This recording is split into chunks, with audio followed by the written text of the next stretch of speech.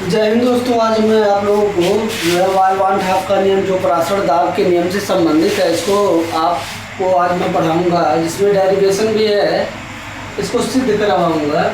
तो देखिए, वाल वान हाफ के नियम से क्या कहते हैं, स्थिर ताप पर किसी तन विलयन का परासरण दाब, ठीक है, किसी भी तन विलयन का परासरण दाब उसके विलयन के विलय के सांद्रता के समानुपाती होता है। ठीक है, स्थिर ताप पर किसी तन विलयन का परासरण दाब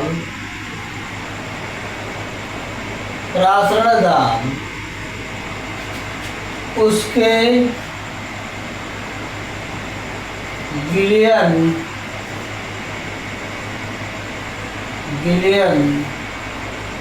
परासरण दाब का मान, ठीक है, मान लिखेंगे यहाँ पर, मान उसके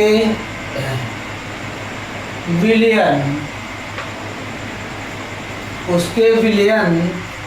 के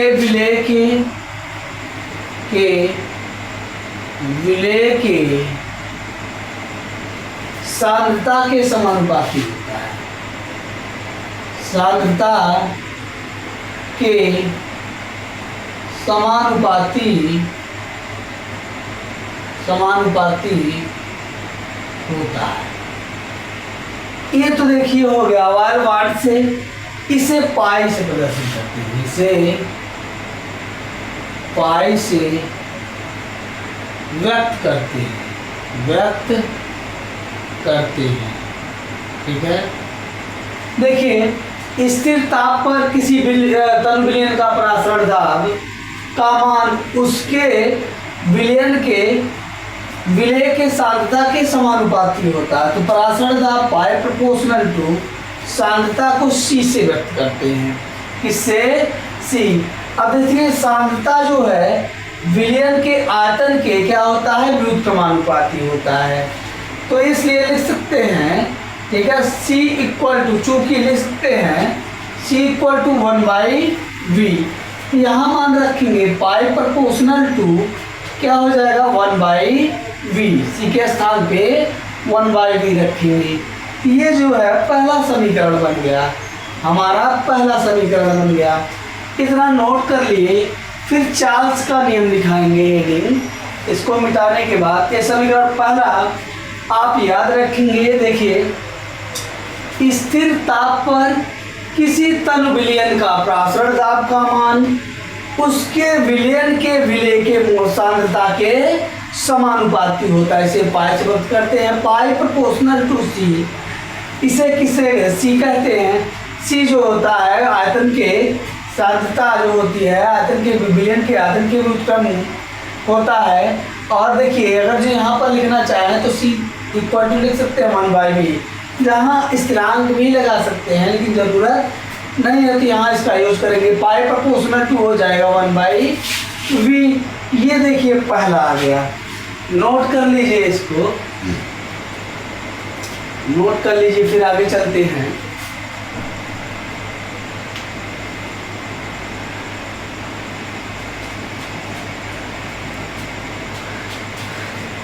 मिटा रहे हैं इसको।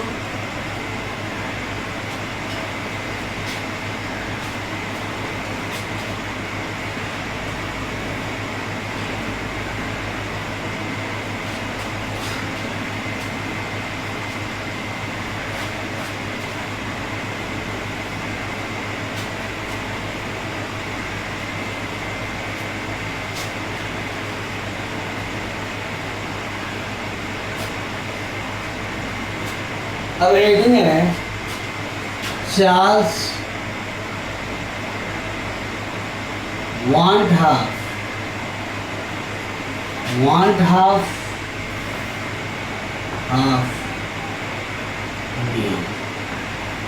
डाल लीजिए इसको, इस हेडिंग को डाल लीजिए। फिर देखते हैं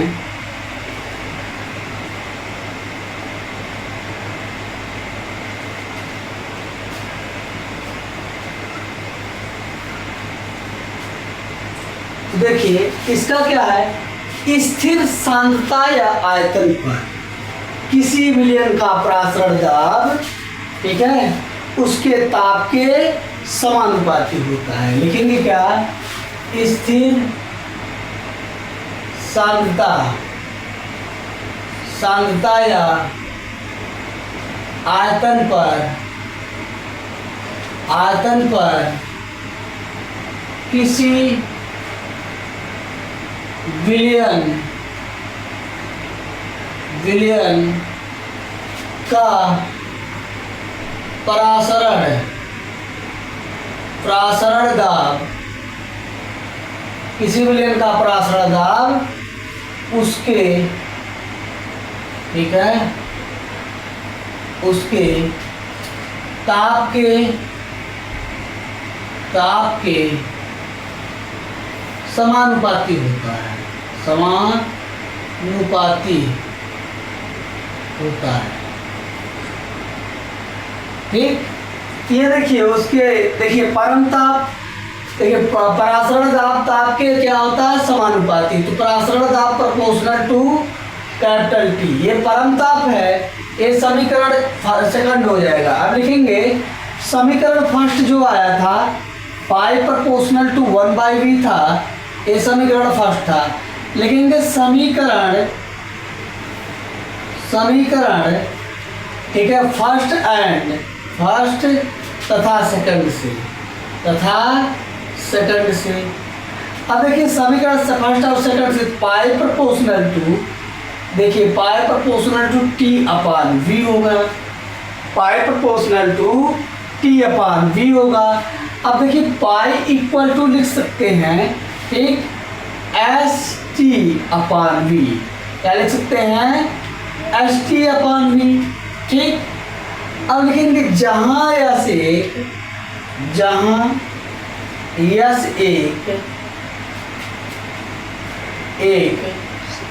स्थिरांक है, क्या है, स्थिरांक है, जहां यस एक स्थिरांक है। अब देखिए अगर जो विलयन में मोलों की संख्या कितनी हो, n हो, ठीक है, n हो, देखिए तो ये हो जाएगा pi equal to NST/V, pi equal to NST/V, ठीक है। अब देखिए नोट कर लीजिए इसको, फिर आगे चलेंगे।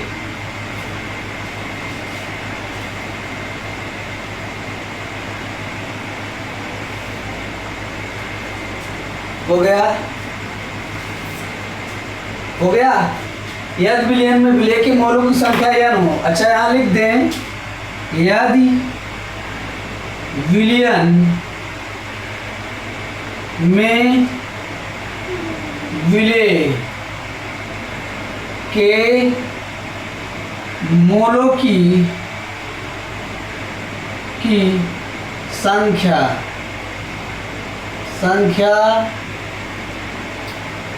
n हो,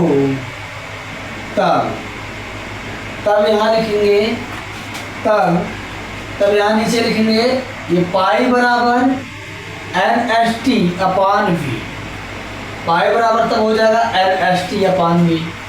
अब यहाँ लिख लेंगे जहाँ ये क्या है, स्थिरांक है, इसी तो हो गया। फिर इसके आगे चलते हैं,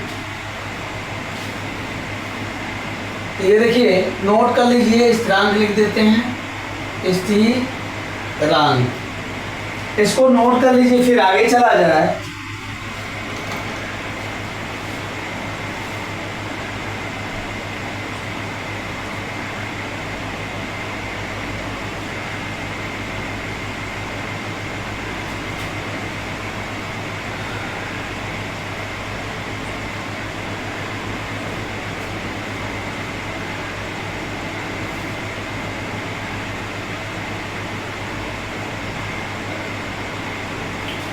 देखिए सांद्रता C क्या होती है।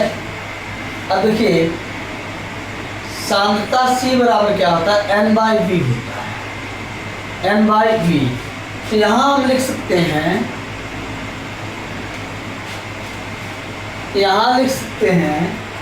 पाई इक्वल टू, इसके आगे हल कर रहे हैं, pi equal to C S T हो जाएगा, pi equal to C S T.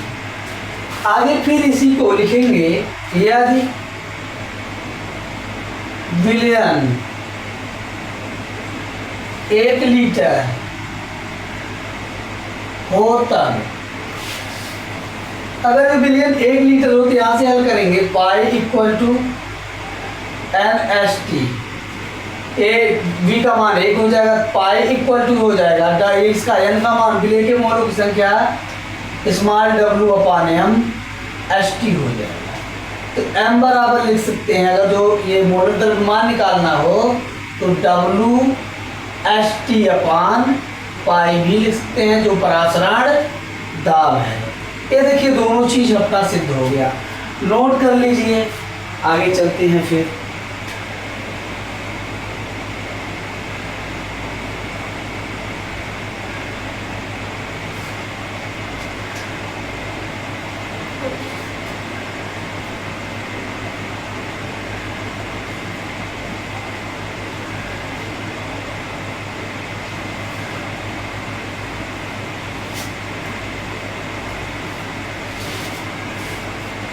ये देखिए सिद्ध हो गया। अब इस पे सवाल करेंगे, ठीक है, कि परासरण दाब से संबंधित जो थ्योरी थी आपकी सिद्ध हो चुकी है। आगे चलते हैं, क्वेश्चन करते हैं इस पे।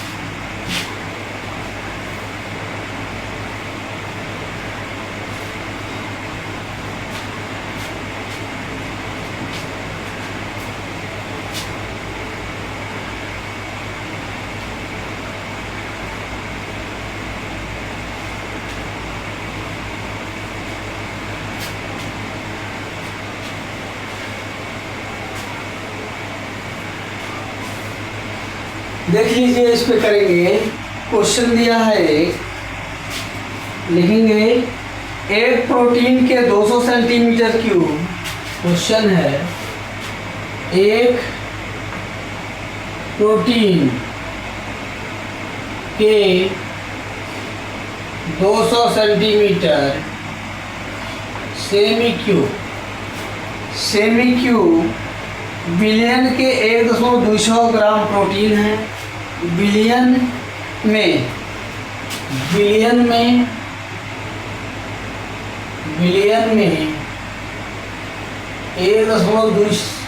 ग्राम प्रोटीन है,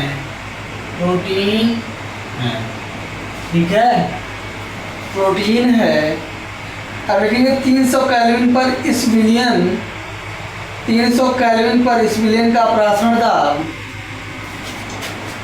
300 केल्विन पर इस विलियन का परासरण दाब 300 केल्विन पर इस विलियन का परासरण दाब 2.57 into 10 to the power 3 बार पाया गया। ये देखिए क्वेश्चन है। तो प्रोटीन के मोलर द्रव्यमान की गणना कीजिए। तो प्रोटीन के मोलर द्रव्यमान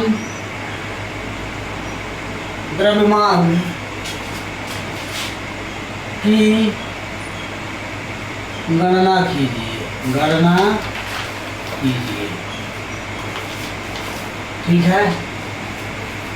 अब देखिए यहाँ पे एक क्वेश्चन दिया है।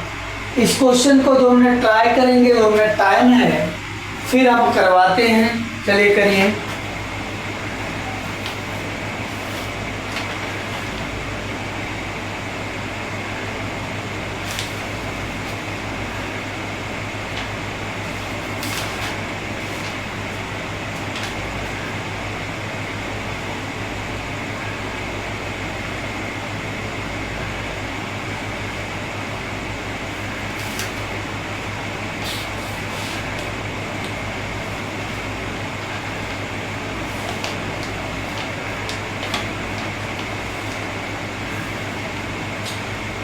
देखिए क्वेश्चन हो गया होगा जिनसे तो ठीक है, नहीं हुआ तो चलेंगे करेंगे।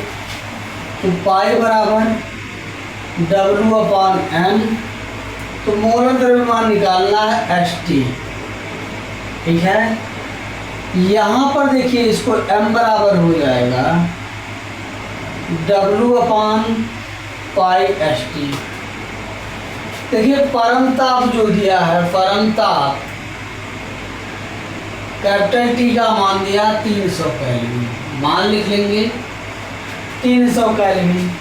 भार कितना दिया है, स्मॉल w 1.26 ग्राम दे रखा है, और आयतन भी दिया है तो उसका भी उपयोग करेंगे, ठीक है। यहाँ हो जाएगा इंटू v, यहाँ ले लेंगे इंटू v, ठीक। पूरा सूत्र लेंगे, आयतन भी दिया है 200 सेंटीमीटर क्यूब, तो v बराबर 200 सेंटीमीटर लीटर में बदलेंगे 1000 से भाग, तो 0.2 आ जाएगा। v का मान, s का परासरण दाब पाई बराबर कहाँ दिया है, ये दिया है 2.57 इंटू 10⁻³ बार पाया गया। अब देखिए और क्या दिया है, r स्थिरांक बराबर ले लेंगे 0.083, ये स्थिरांक का मान ले लेंगे। ये सभी मान ले लेंगे तो m बराबर मोलर द्रव्यमान, w का मान क्या ग्राम है 1.26, s का मान 0.83, परम ताप 300 है, परम ताप 300, और पाई का मान 2.57 इंटू 10⁻³ माइनस का है, आयतन 0.2 है। अब इस क्वेश्चन को हल करिए, उसके बाद आंसर ले लीजिए। चलिए यहाँ सलूशन करिए, गुणा भाग करिए, अभी हम करवा देते हैं, नहीं होता है। चलिए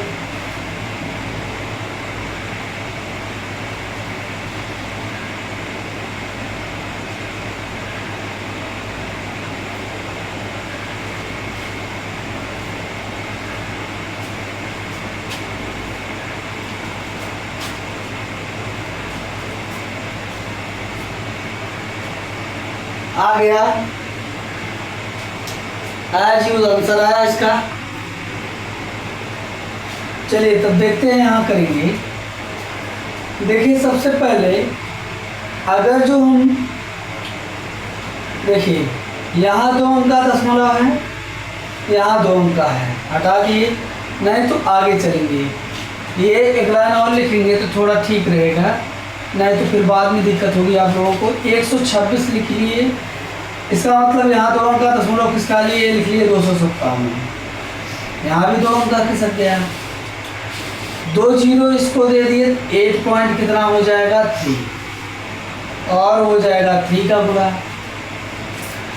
अभी यहाँ बच गया 10⁻³ माइनस का और गुणे 0.2। एक अंक का दशमलव किसका दिए, एक अंक का दशमलव किसका दिए, तो देखिए ये कितना हो जाएगा, m बराबर 126 गुणे 83 गुणे 3, और देखिए दशमलव किसका आएंगे एक अंक का, तो 257 गुणे 2 गुणे 10⁻³ ये आया है। अब देखिए ये आया है, इसके आगे हल करेंगे।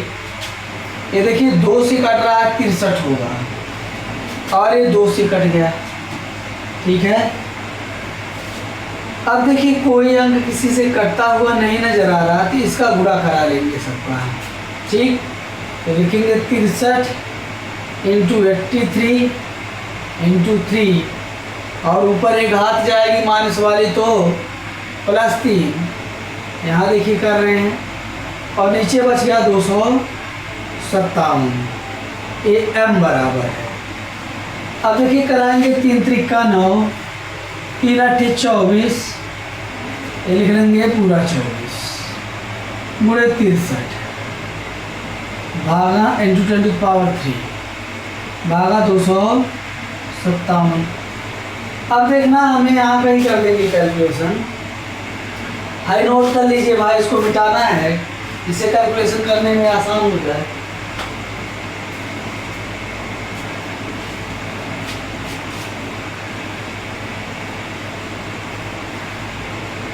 देखिए क्या दिया है, इसका गुणा कराएंगे 249 में 63 का, तो 9 अतिरिक्त 27 लिख लेंगे 7 और 3 चौक 12, 12 2 14 और 3 दूना 6 1 7, 6 9 54 और 6 चौका 24 और 5 32 और 6 दूनी 12 और 2 14, 7 8 और 9 7 16 और ये 15 हो जाएगा। कितना आया? अब इसमें देखिए कितना दिया है, 15 6 8 7, इसमें भाग देना 257 का, ठीक है।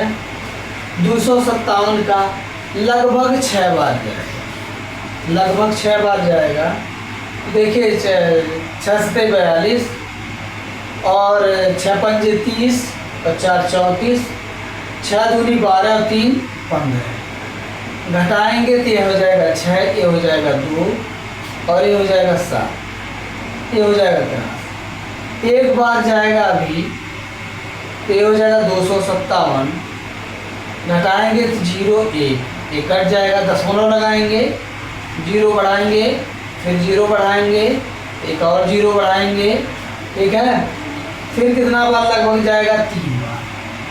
3 बार जाएगा। 3 त्रिका 9 त्रिक 27 लिख लिए 7 और 5 दिया 15 नहीं, 7 त्रिक 21 होगा जी, 21, 5 दिया 15 2 17 और कितना हो रहा? 3 दूना 6 और 1 7, ठीक। ये 4 बार जाएगा नहीं क्योंकि थोड़ा सा कम हो जा रहा है, यहाँ 9 और ये घटाएंगे 2 और ये घटाएंगे तो 229 बच गया, ठीक है। अब लगभग यही मान के चलिए, चाहे तो एक अंक और बढ़ा देते हैं, ठीक। तो ये कितना हो जाएगा अगर जो करेंगे तो लगभग 9 बार जाएगा, लगभग 9 बार। देख लेते हैं, 9 सते 63 और 9 पचे 45, 45 और 6 51 और 9 दूना 18, 18 5 23 हो रहा है, नहीं 8 ही बार जाएगा, 8 ही बार, तो ये 8 बार जाएगा। तो इसको काटेंगे जब, गुणा कराए हैं 15,687/2 5 7 इंटू 10⁻³ काटे हैं 61.038, ठीक है, और इंटू 10⁻³ आया है, इंटू 10⁻³। अब देखिए 1000 से यहाँ गुणा करा देंगे तो 61,038, ये आपका मूलतः मान निकल जाएगा। इस क्वेश्चन का आंसर चेक करिए, लगभग आया है।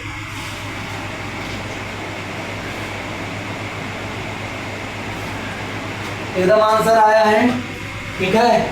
इस क्वेश्चन को कर लेंगे।